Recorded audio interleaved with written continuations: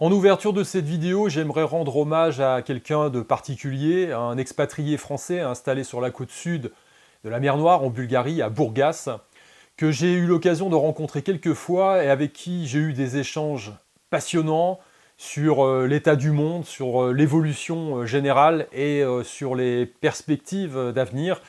Alors, Julien, c'est un entrepreneur installé depuis quelques années sur le territoire bulgare.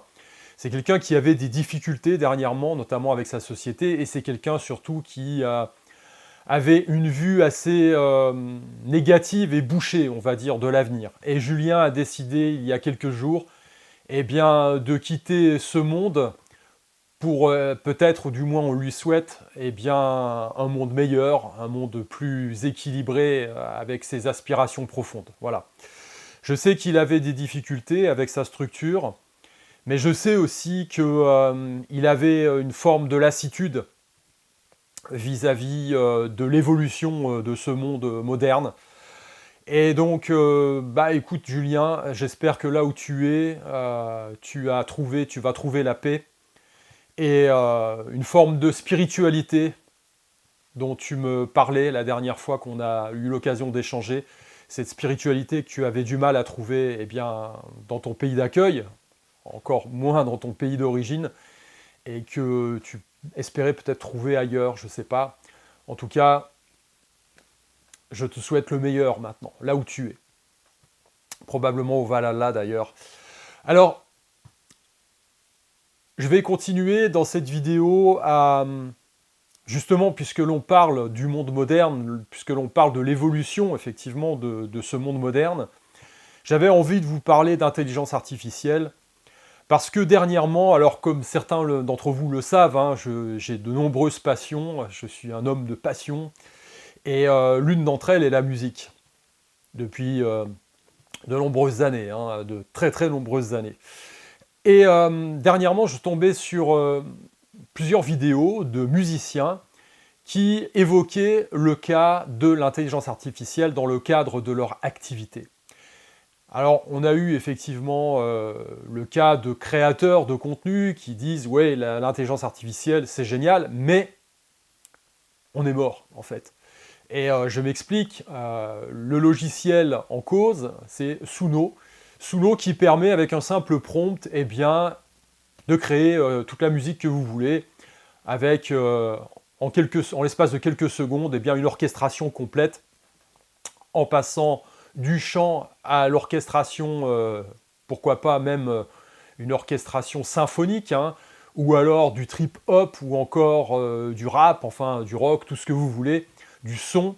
Alors, le créateur de contenu, le vidéaste, disait qu'en fait, ça allait mettre au chômage bon nombre de beatmakers, parce que lui, il voyait un intérêt, bien évidemment, par rapport à ses productions vidéo. Il disait, voilà, une prod, ça coûte très très cher. Là, en l'espace de quelques secondes, eh bien, je peux avoir un habillage sonore pour pratiquement rien, qui sonne, et qui va évidemment se caler parfaitement à ce que je veux par rapport à mon image. Mais il reconnaissait lui-même qu'effectivement, ça posait un gros problème pour l'avenir, parce que lui-même se dit que son métier va être en danger, puisque à un moment donné, même alors que la musique est quand même avant-gardiste, hein, on a vu que l'industrie musicale a été la première véritablement à souffrir, hein. Je pense notamment au début des années 2000 avec Napster et le partage des MP3. Donc elle a su se réinventer, mais là, elle subit à nouveau un coup dur, hein, un coup dur. Mais c'est intéressant parce que ça ne va pas être le seul secteur touché. Et ce vidéaste, quelque part, il se doute lui-même hein, qu'à un moment donné, un responsable du marketing dans n'importe quelle boîte n'aura juste qu'à prendre une petite photo avec son smartphone d'un produit, et puis il en sortira une vidéo avec un petit prompt de quelques lignes. Donc exit ces services, exit les services du vidéaste. Donc en fait, tous les métiers vont être touchés. Donc ça, c'est intéressant. Et j'ai vu une autre vidéo, alors cette fois-ci d'un bassiste, assez suivi sur les réseaux, un type qui est très doué hein, avec son instrument, et qui dernièrement, effectivement, était en litige par rapport à le contenu que l'on trouve sur YouTube, et vous savez, les strikes par rapport au copyright. Il avait, lors d'un essai sur une intelligence artificielle quelconque taper son nom pour voir si effectivement il pouvait avoir créé une chanson ex nihilo en partant de son style musical propre. Alors ce qui était intéressant, c'est que ce qu'il a sorti en fait, eh bien, c'est des titres qui réutilisaient note pour note certaines lignes de base qu'il avait créées auparavant. Alors, je vais mettre en parallèle ces deux informations puisque ça me semble assez intéressant parce que effectivement aujourd'hui on a un switch qui est en train de s'opérer. On a une nouvelle technologie qui a le pouvoir de disrupter tout ce que l'on connaissait d'un point de vue économique jusqu'à présent. Mais on a effectivement deux faces. On a deux faces à la médaille. La première, c'est qu'on a évidemment, comme dans le cas du bassiste dont j'évoque le commentaire dernièrement, là, une face qui correspond à un énorme scam, en fait. C'est-à-dire qu'on vous vend de l'intelligence artificielle, mais en fait, c'est du pillage pur et simple.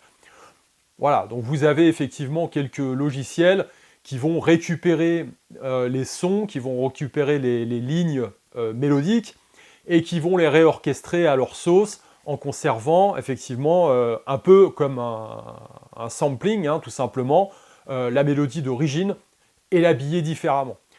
Ça pose déjà problème, bien évidemment, par rapport au copyright. Mais de l'autre côté, vous avez effectivement un logiciel comme Suno qui propose directement, a priori, des créations ex nihilo de titres qui sont utilisables, qui sont vraiment très très écoutables, de grande qualité à vrai dire, c'est ça qui est dramatique, et qui peut être réutilisé bien évidemment ex nihilo dans n'importe quelle production quelconque. Alors, on est au début, bien sûr, ça fait quelques années que l'intelligence artificielle, on en parle, ça sort, mais ça a atteint maintenant des niveaux qualitatifs assez impressionnants à vrai dire, et l'objet de mon propos aujourd'hui, c'est de me dire que, bien sûr, on a l'industrie musicale qui est, une fois de plus, la première touchée, mais que tous les secteurs, potentiellement, vont être touchés. Alors, bien sûr, il faut falloir faire le tri dans tout ça, parce qu'on a, bien sûr, d'un côté, comme je le dis, le scam, mais c'est comme toute industrie qui commence à éclore.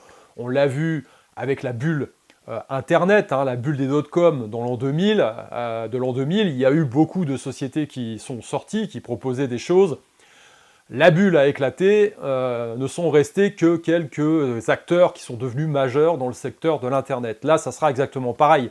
Maintenant, on ne peut pas jeter le bébé avec l'eau du bain. Effectivement, il y aura beaucoup de déchets, mais ceux qui vont rester, ont de quoi nous faire paniquer. Voilà, ont de quoi nous faire paniquer. Parce que, évidemment, on peut voir la situation de différents aspects. Le premier, on peut se dire, c'est une révolution industrielle comme il y en a eu plein avant. Il y aura bien sûr des disruptions au niveau du travail. On a des métiers qui vont disparaître. On a de nouveaux métiers qui vont se créer, notamment avec l'utilisation de ces outils. Et puis, tout ça va se rééquilibrer et l'économie va continuer. Si on prend l'exemple, bien sûr, des 2 derniers siècles, et on regarde la population de travailleurs, ne serait-ce qu'aux États-Unis, par exemple, à la fin du 19e siècle, on a l'agriculture qui représente plus de 50% de cette force de travail. Les manufactures, c'est à peu près 20%. Ensuite, les services, on doit être aux alentours de 28% dans ces eaux-là, et le gouvernement, avec les fonctionnaires, c'est 0,5%, donc c'est peanuts.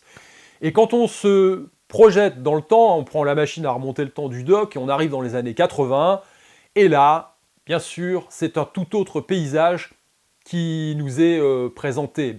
Bien évidemment, l'agriculture, elle, a chuté de façon draconienne, puisque ça ne représente plus que 3%. Les manufactures, l'industrie, c'est toujours à peu près 20%. Mais bon, on sait après qu'avec la mondialisation, tout ça aura tendance à chuter, bien évidemment. Les services, ça représente un peu plus, on va dire, que ce que ça a été un siècle auparavant, même beaucoup plus, puisque ça représente, pour le coup, là je regarde mes chiffres, plus de 40%. Et puis on a un acteur majeur maintenant qui est l'État, parce que l'État emploie bien évidemment beaucoup de monde. On est à 35%, on est passé de 0,5 à 35%. Alors ça, c'est un truc que l'on retrouve dans tous les États un peu développés. C'est d'ailleurs intéressant parce qu'on pourrait se poser la question en se disant, bah voilà, il faut quand même occuper les gens.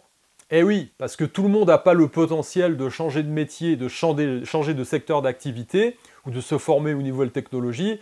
Et l'État est là pour évidemment occuper un petit peu la galerie. Hein. Mais quelque part, quand on a effectivement une force de travail étatique qui commence à enfler comme ça, on n'est plus vraiment dans ce que j'ai envie de dire un État complètement libéral. Hein. Quand on voit la France, 60% du PIB c'est l'État.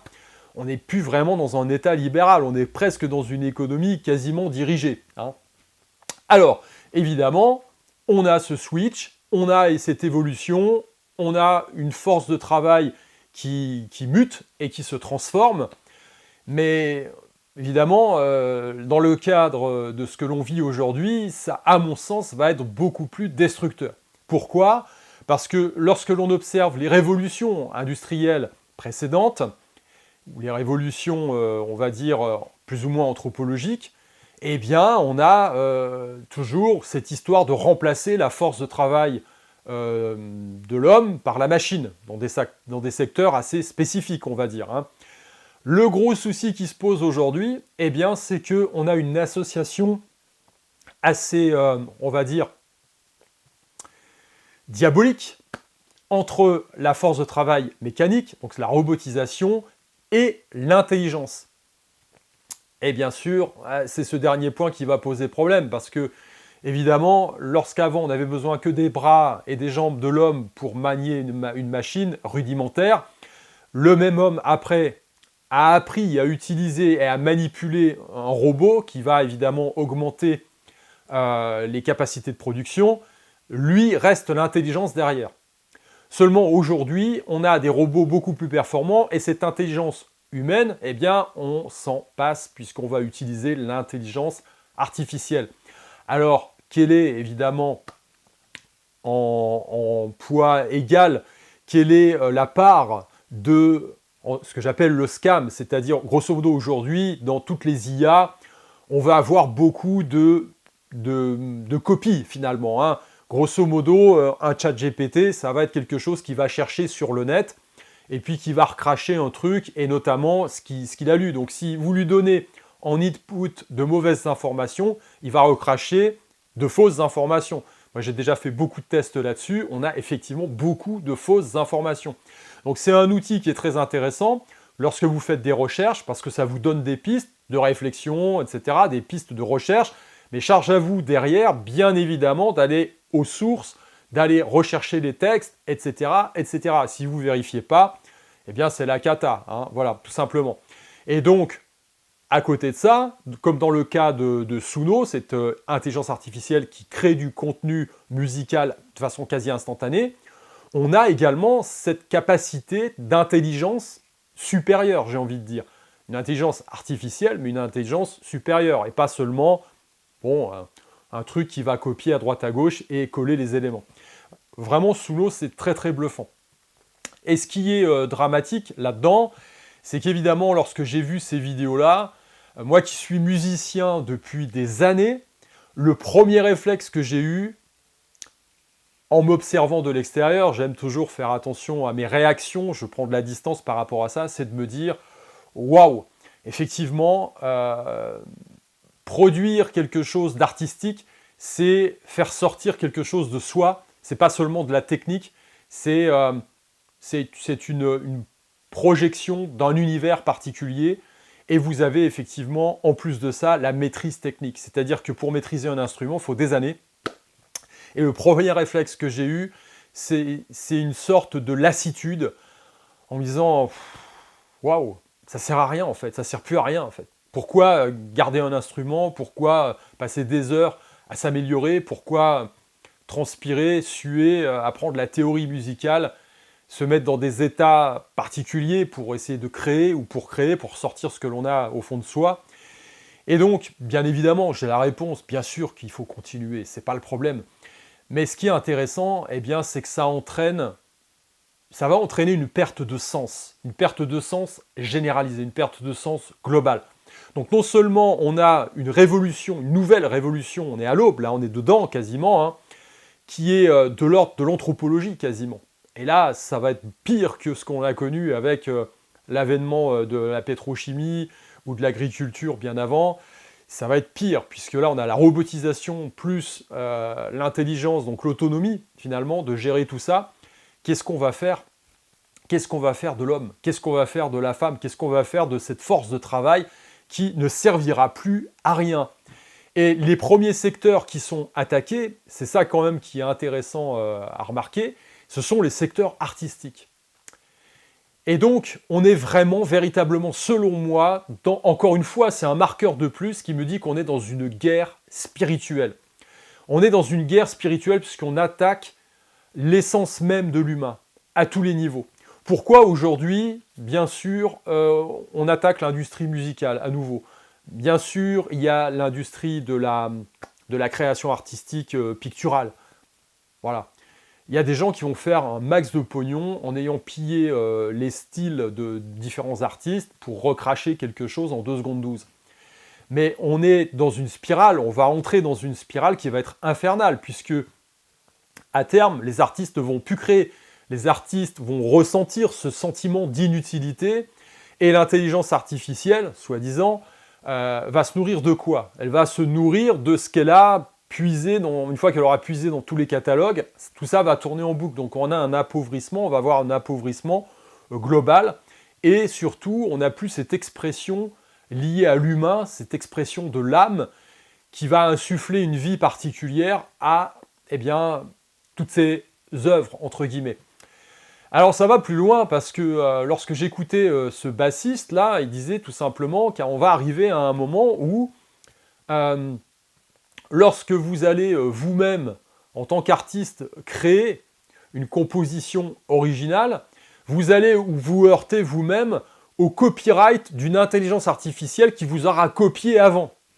C'est ubuesque, c'est ubuesque. Alors bien évidemment, ça pose aussi un gros problème de gestion des droits. Bien sûr, hein, aux US, ils ont déjà commencé à légiférer là-dessus. Un élément que vous avez créé avec de l'intelligence artificielle n'est pas copyrightable. Donc, grosso modo, vous ne pouvez pas l'exploiter, octroyer des licences d'exploitation à droite à gauche. Donc, effectivement, l'économie de ce truc-là, il va falloir revoir de fond en comble tout ça.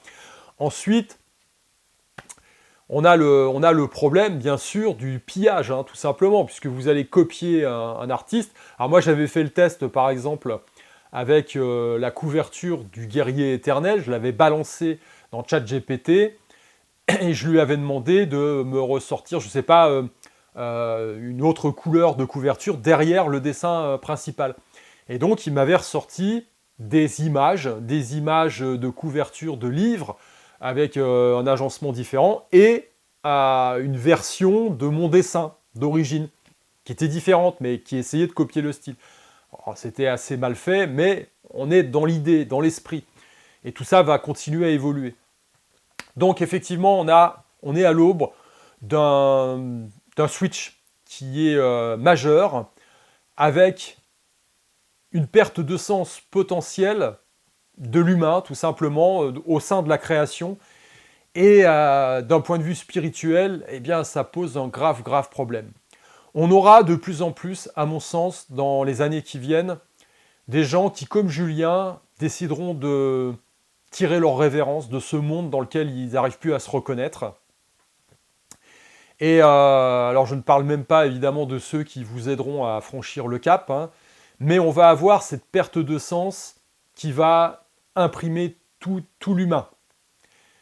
Et dans ce cadre-là, quel est, bien évidemment, moi ce que je ne cesse de marteler tout le temps, eh bien, c'est le fameux fil d'Ariane qui nous relie à nos ancêtres, qui nous relie à nos racines, qui nous relie à ce que l'on est vraiment. Ce qui fait notre différence.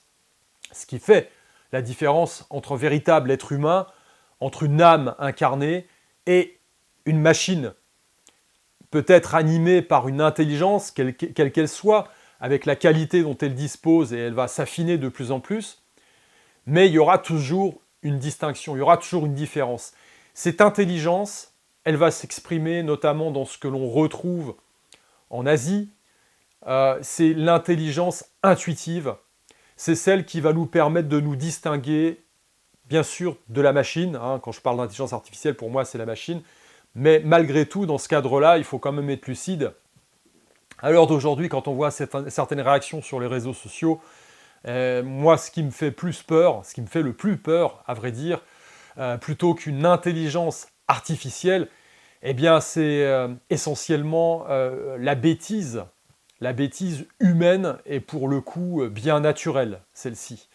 Parce qu'effectivement, eh bien, on a beaucoup de gens qui accompagnent ce mouvement, qui le soutiennent, qui y voient bien évidemment un intérêt, mais qui ne comprennent pas en voyant un peu plus loin que le bout de leur nez, que eux-mêmes vont être disruptés à un moment et que ce moment arrive très très vite. Et si l'on pousse un peu plus loin la logique, mettez-vous à la place de certaines élites, pourquoi occuper des gens? Alors on ne va pas pouvoir avoir un gouvernement avec une force de travail qui va représenter 90%, 95% de la population, des gens qu'on va payer avec un revenu universel pour ne rien faire. Des gens qui vont continuer à consommer des matières premières précieuses. Et puis derrière, si on ne le fait pas, si ces gens ne sont pas occupés, toute l'économie s'effondre. Le fondement même de l'économie s'effondre. Quand vous êtes un travailleur, un ouvrier, vous bossez chez Ford, vous avez un salaire pour produire des voitures, et qu'est-ce que vous faites avec votre salaire? Vous achetez des voitures. Donc il y a toute une chaîne qui s'opère.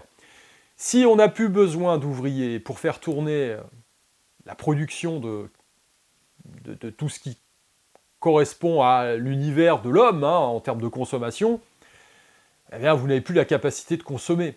Et donc, à partir de là, à partir du moment où vous ne consommez plus, quel est l'intérêt d'avoir une productivité qui augmente à foison si personne n'a la capacité de l'acheter?